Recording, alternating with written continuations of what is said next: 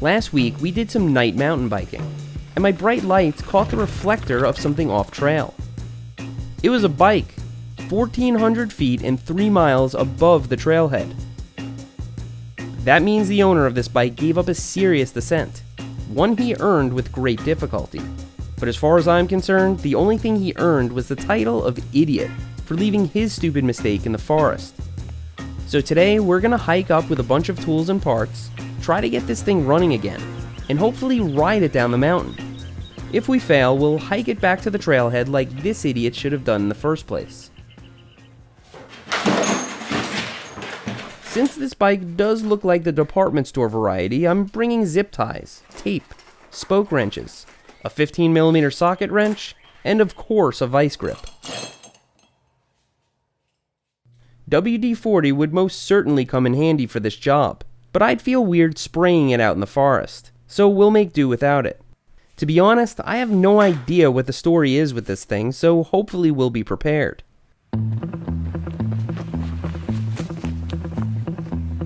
It'll take about 30 minutes of uphill hiking to get to this bike, and when we finally do, a story will unfold. What really happened on that day? Did this bike really get left up there purposely? Or was this the result of a crash? Is there a body up there too? I don't suppose any of you would just leave your beloved bike unattended, let alone out in the woods. So what happened? Alright, I'm way over hiking uphill at this point.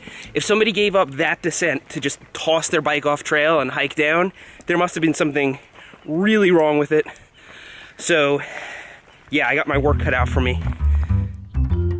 Well, I don't see a body anywhere, or a path of destruction leading towards the bike, but the front wheel sure is tacoed. That means this bike was heaved off the trail in what looks to me like a textbook rage quit. I think the story goes like this. Dude invested minimally in mountain biking and even less in maintenance. That's fine, but he then rode his poorly maintained bike up the mountain, experienced a massive failure less than a mile into the descent, and was faced with the task of dragging it 3 miles back to the trailhead. Instead of taking responsibility and hiking down with his mistake, he chucked his bike off the ridge in a hissy fit. Classy. By the way, this dude, whose name is also Seth, stopped to help me pull this bike out, which was very cool. Much appreciated. Judging by the wear on the tires, I don't think he really, and it must have been a he, didn't ride this very much with the... Yeah, and like the rust on there, he probably rode it once since 2001. Yeah, you really think you can get that rideable? Yeah, I think I can get it rideable. The question is, am I going to be able to get the front brake working? Yeah. I know from experience this isn't going to be fun to ride down. It's worth mentioning that this bike could have very easily been wheeled out, just like this, as I'm sure many of you have done in these situations. Now to get to work on this front wheel.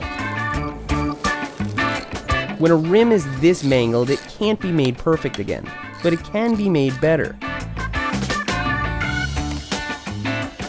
First, start by bending it back manually as much as you can.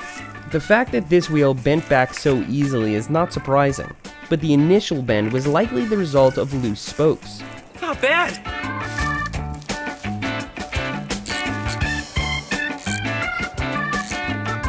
Indeed, these spokes are loose as frig, so I'll start by putting an even amount of tension on them all, and then adjusting the spokes to get the wheel as straight as humanly possible. This is called truing, and it's normally done on a truing stand. These pins help determine where the rim is bowing out. At the apex of the bow, you locate the closest spoke pulling from the opposite side of the hub and tighten it a quarter turn. You continue to repeat this process until the wheel is dead straight. This particular wheel will never be dead straight, but I can make it dramatically better than it was. I'm using this scissor to locate the bows and then a spoke wrench to make the adjustments.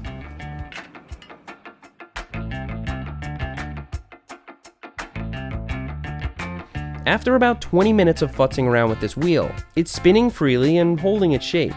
It might even make it back to the car. Alright, so that's as good as this wheel's gonna get.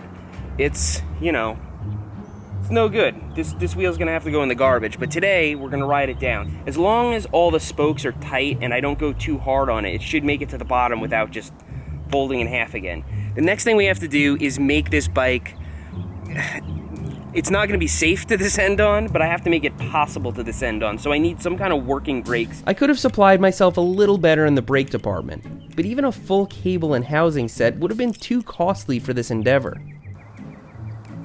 The cable housing is just not moving smoothly. I'm going to put a shift cable inside of here. There should be less friction. I'm using a smaller gauge gear cable in the original front brake housing to cut down on friction, and it seems to be working. These are gonna rub, that's just inevitable. The brake is working, at least enough to slow the bike down. The rear brake is pretty much seized, but we can get it kind of working. I'm also installing this very simple chain guide to prevent the drivetrain from getting jammed up on the way back. Many of you know all too well the kind of destruction that can cause. As for the tires, they're dry rotted but miraculously holding air. So we'll pump them back up to a reasonable pressure and call it a day. This isn't going to be like the other videos where I rip down the mountain irresponsibly fast on a death trap. The tires on this bike are dry rotted, and let's face it, the front wheel has been brought back from the dead. It's like you're kind of holding on to the brake with all your strength. So one thing about this bike that's actually really good, the seat is amazing. I already booked a trip to Whistler this summer and intend on surviving long enough to enjoy it. I have more self-control than to try anything stupid on this thing.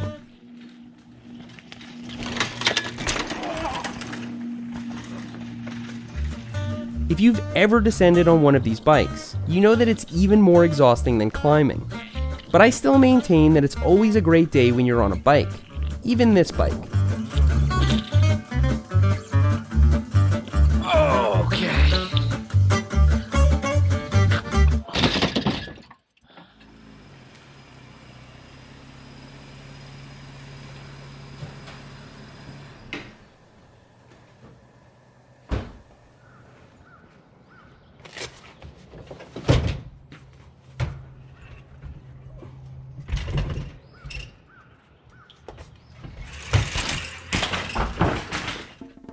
I have no room for this bike at my house, and to make it safe again would require 2 new tires, a new rim, a set of cables, and brake pads.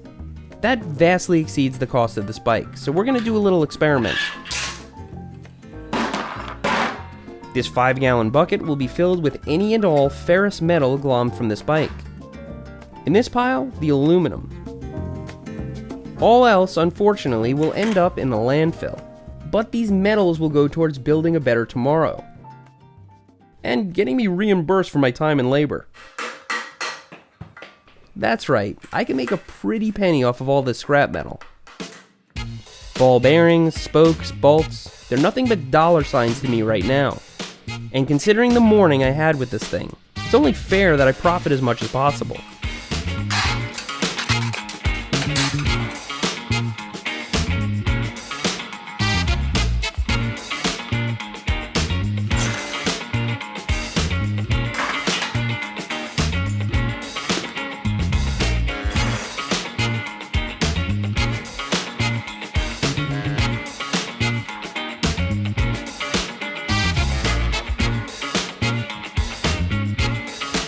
For others to do their part in cleaning trash from the forest, there needs to be a proper incentive in place. And today, we're going to find out just how much that is.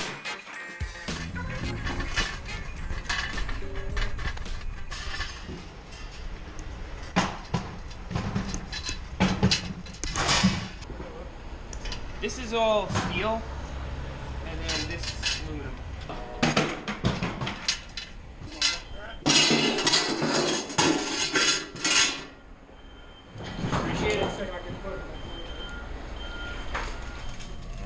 Thank you, Neil. Thank you. Have a good day. All right, you too.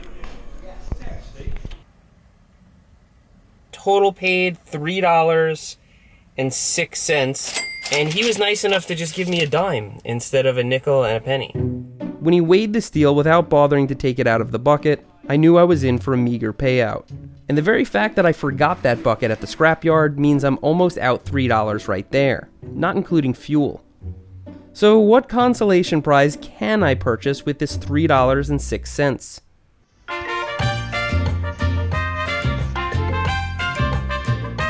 I I did have to come out of pocket 15 cents for this taco, but it came with chips and free run of the salsa bar. So what did we learn today? Maybe a bit about truing wheels, and perhaps a better understanding of what one should bring when embarking on a bike retrieval. But I think most of all, we learned that you shouldn't ride into the forest with anything you're unwilling to bring back out with you. This video isn't meant as commentary on department store bikes. This is Idiot's fault. His tacoed bike has officially been converted into an actual taco, which I am enjoying very much. With that, thanks for riding with me today, and I'll see you next time. Got it? Yeah. Thanks, buddy. Oh, yeah. Much appreciated. Oh, yeah. Oh, yeah. Like it. I just was out there. It looks like he had every type of failure you could have.